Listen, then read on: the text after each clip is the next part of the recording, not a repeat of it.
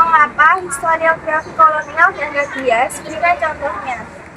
Bias karena ditulis oleh pihak Belanda untuk membenarkan kekuasaannya, cenderung merendahkan perlawanan rakyat dan meninggikan peran Belanda. Contohnya catatan Belanda tentang Pangeran Diponegoro yang menggambarkan Diponegoro sebagai pemberontak bukan pahlawan.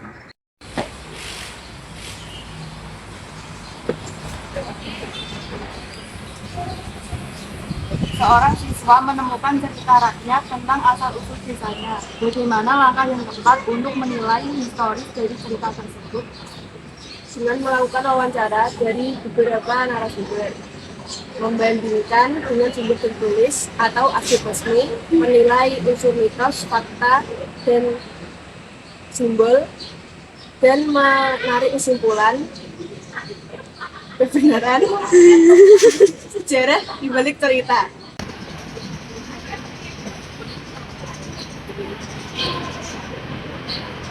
Apa kelebihan dan kelemahan historiografi tradisional seperti babat atau hikayat sebagai sumber sejarah? Kelebihannya kaya akan nilai budaya, merekam tradisi lisan. Ini gambaran resepsi masyarakat. Kelemahannya bercampur mitos atau legenda.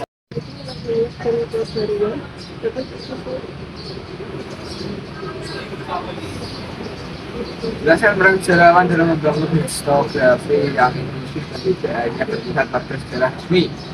Menggunakan berbagai perspektif, mengangkat sejarah lokal, kelompok marginal,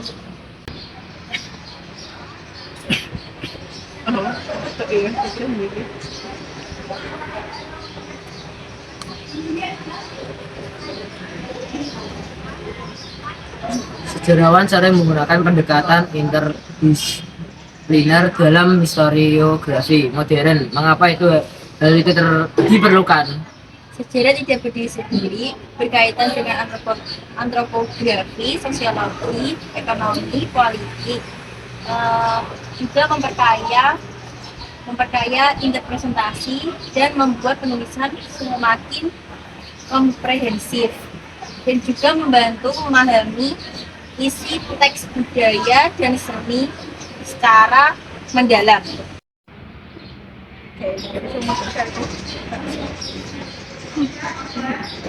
HP mati itu benar.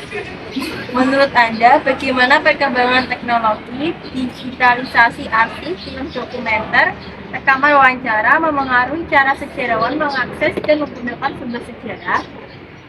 Mempermudah akses data seperti arsip online dan digital library, menambah variasi sumber seperti rekaman audio visual. Resikonya manipulasi data dan juga hoax. Tetap perlu kritik sumber digital untuk memastikan keasliannya. Ideologi atau politik mengaruhi narasi sejarah resmi.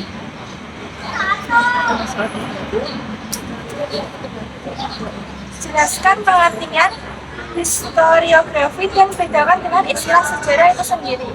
Historiografi adalah penulisan sejarah berdasarkan penelitian sumber. Sejarah adalah peristiwa masa lalu itu sendiri. Perbedaannya yaitu sejarah merupakan fakta yang terjadi, sedangkan historiografi adalah rekonstruksi atau penulisan peristiwa sejarah oleh sejarawan. Narasi Seorang siswa ingin menulis sejarah tentang perjuangan rakyat di daerahnya. Langkah pertama yang harus dia lakukan adalah menentukan topik. Apa syarat sebuah topik sejarah dikatakan baik? relevan dengan kepentingan akademis atau masyarakat, tersedia sumber yang memadai, memiliki nilai ilmiah dan kebaruan, dapat diteliti sesuai dengan kemampuan peneliti.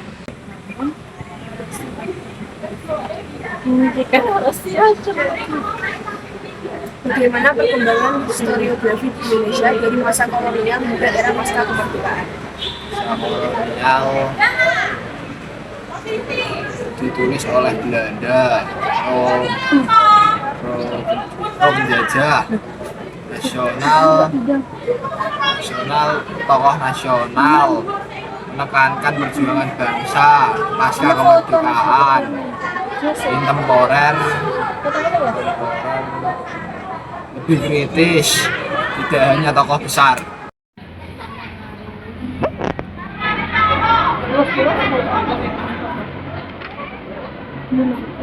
Teknologi digital semakin banyak digunakan dalam penelitian sejarah. Yang minimal 2 langkah penelitian sejarah yang sangat terbantu dengan teknologi dan jelaskan alasannya. Heuristik memudahkan mengakses arsip digital. Terus kritik sumber mudah untuk kritik sumber lebih membantu forensik digital.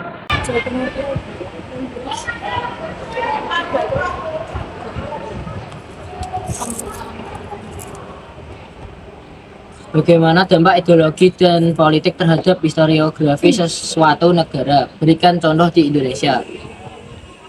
Ideologi atau politik memengaruhi narasi sejarah resmi. Contohnya pada masa Orde Baru tentang G3OS, di mana ditulis versi pemerintah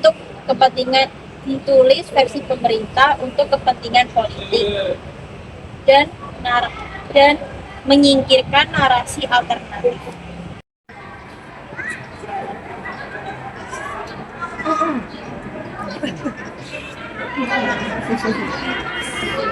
Teknologi digital membuka peluang baru dalam historiografi. Menurut Anda, bagaimana media digital dapat mengubah cara sejarah ditulis dan disebarkan? Akses digital mempermudah akses sumber dan media sosial dan website yang memungkinkan untuk disebarkan melalui internet. Tantangannya resiko hoax dan manipulasi digital.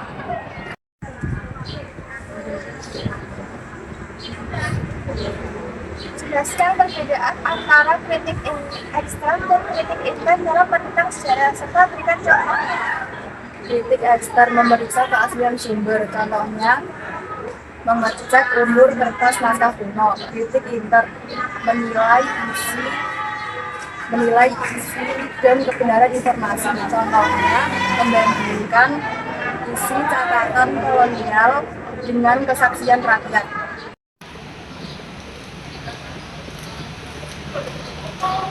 Mengapa sumber tulisan seringkali dianggap lemah dibanding sumber tertulis? Penjelasan bahwa cara memperkuat keabsahan sumber tulisan lemah karena subjektif dan bisa dipahami luas. Dapat diperkuat dengan keberhasilan dan didukung oleh sumber tertulis. Oh, saya kata ya teh. Terus.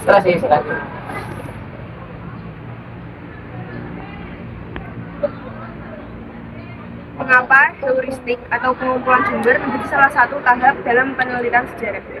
Tahap paling krusial dalam penelitian sejarah. Menentukan kelengkapan data, sumber yang dikumpulkan akan mempengaruhi kualitas data.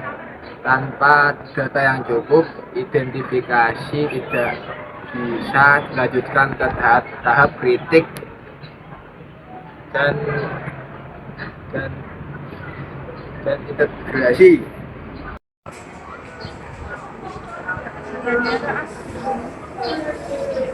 Mengapa kritik sumber sangat penting dilakukan sebelum sejarawan menggunakan data dalam penulisan sejarah? Untuk memastikan keaslian kritik intern dan kredibilitas isi, untuk menghindari kesalahan karena sumber palsu, objektif dan bias.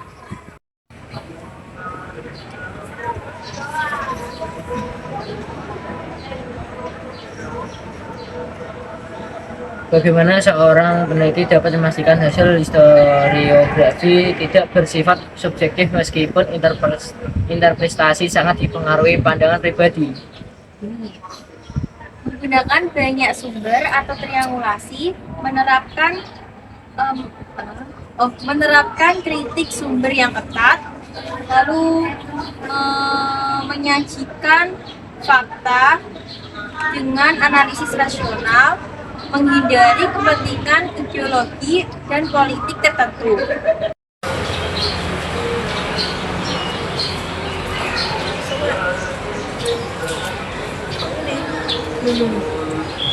Jelaskan urutan langkah-langkah penelitian sejarah dari awal hingga akhir dan mengapa urutan tersebut penting untuk dipatuhi. Langkah pemilihan topik, heuristik atau pengambilan sumber, titik sumber, interpretasi, dan historiografi atau penulisan. Urutan penting agar sistematis, akurat, dan menghasilkan karya sejarah yang dapat dipertanggungjawabkan.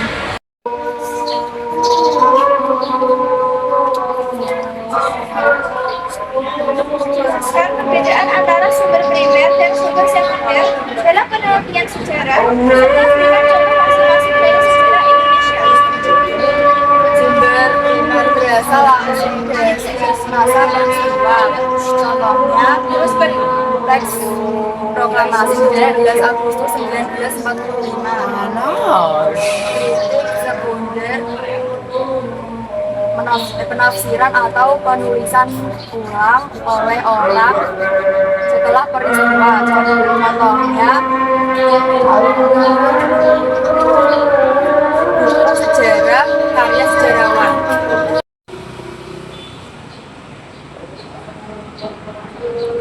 Tahap interpretasi sering dianggap sebagai tahap paling sulit dalam penelitian sejarah. Mengapa demikian? Karena membutuhkan analisis kritis, logika, dan pemahaman kritis. Harus fakta yang tersebar menjadi narasi itu harus objektif, dan kesalahan interpretasi dapat mengubah makna sejarah.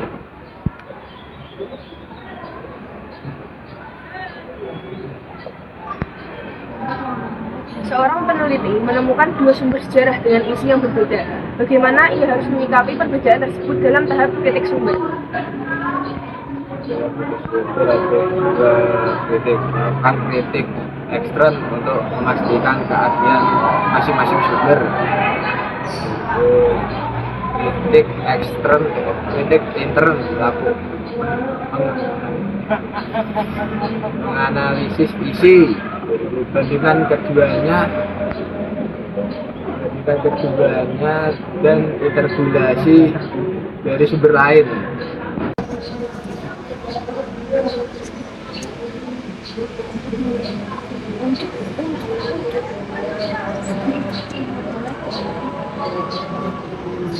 Sebuah dokumen kolonial menyebutkan rakyat selalu mendukung Belanda. Sebagai sejarawan, bagaimana cara Anda menilai kebenaran isi dokumen tersebut? Melakukan kritik ekstern dan melakukan kritik intern dan membandingkan sumber lain.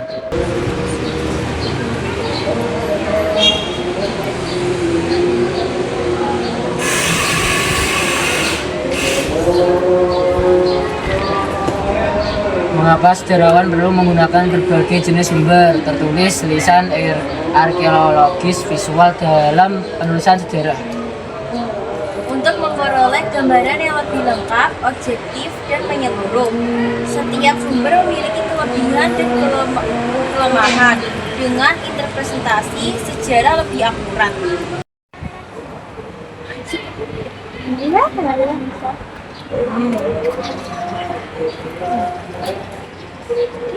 Bandingkan ciri-ciri utama historiografi tradisional dengan historiografi modern di Indonesia. Tradisional, berbentuk bobot atau kronik, bercampur mitos, fokus pada raja atau penguasa, bersifat bagi diri. Modern, berdasarkan metode ilmiah, fokus pada masyarakat luas, bersifat analitis.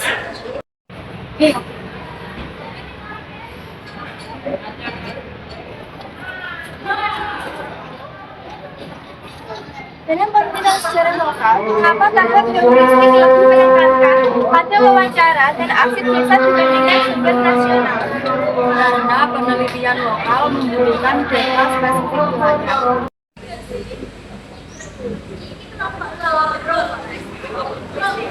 Sejarawan menulis sebuah buku tentang peran Diponegoro berdasarkan berbagai sumber. Tahap apakah yang sedang ia lakukan? Jelaskan prosesnya. Lakukan tahap historiografi dengan menyusun fakta hasil interpretasi menjadi narasi sejarah yang sistematis, logis, dan komunikatif.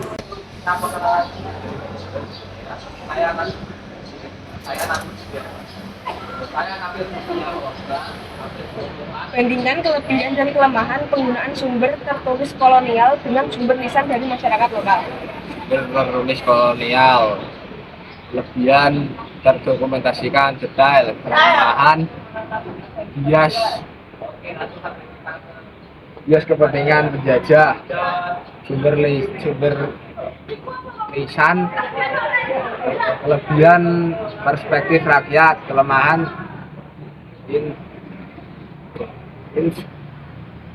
subjektif.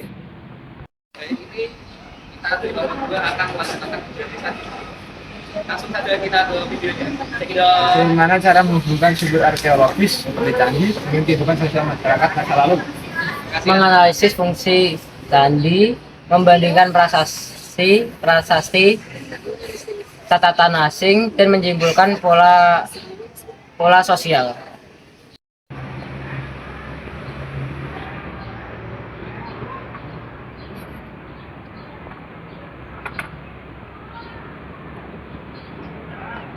Mengapa penulisan sejarah tidak bisa sebenarnya objektif? Sejarawan memilih untuk menafsirkan dan menulis sesuai dengan perspektif tertentu. Keterbatasan sumber juga mempengaruhi interpretasi yang bervariasi.